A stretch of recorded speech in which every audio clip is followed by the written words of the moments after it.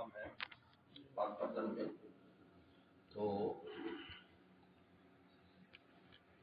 مولانا عبدالقدوس صاحب وہاں میزبان ہیں ہمارے.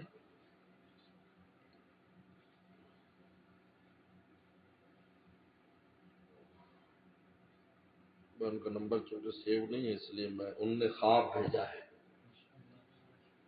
کہ انہوں نے خواب دیکھا کہ کوئی بہت اونچی جگہ ہے، بہت جہاں چڑھنا بھی آسان نہیں، وہاں پر میں جا رہا ہوں، وہ بھی میرے ساتھ ہے. وہاں گئے تو چھوٹی سی مسجد ہے، اس میں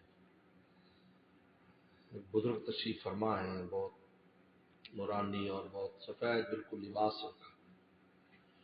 تو استقبال کیا، انہوں نے کھڑے ہو کر ملاقات کی، پھر بٹھایا اور پھر کوئی چیز مجھے یعنی دی اور کہا کہ آپ اس علاقے میں اس کو پھیلاؤ. کہتے جب ہم الگ ہوئے تو میں نے پوچھا جی کون بزرگ ہے؟ میں نے کہا تم نہیں جانتے، خواجہ فرید الدین شکل. میں نے کہا آپ کو کیا چیز دی؟ میں نے کہا مجھے قرآن دی ہے. ہم نے کہا یہ قرآن جو نا اس کو اس علاقے میں پھیلاؤ، اس قرآن کی محبت اور قرآن کو.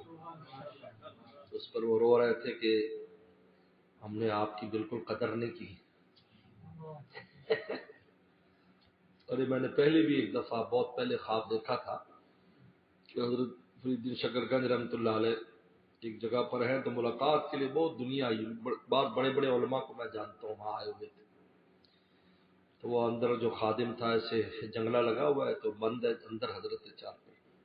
تو خادم آ کر میری میں آواز لگاتا ہے مولانا جلیل کام کہ آپ کو حضرت بلا رہے. تو اندر چلا گیا، ملاقات ہوئی، خیر وہاں کچھ دیر رہے جو بھی.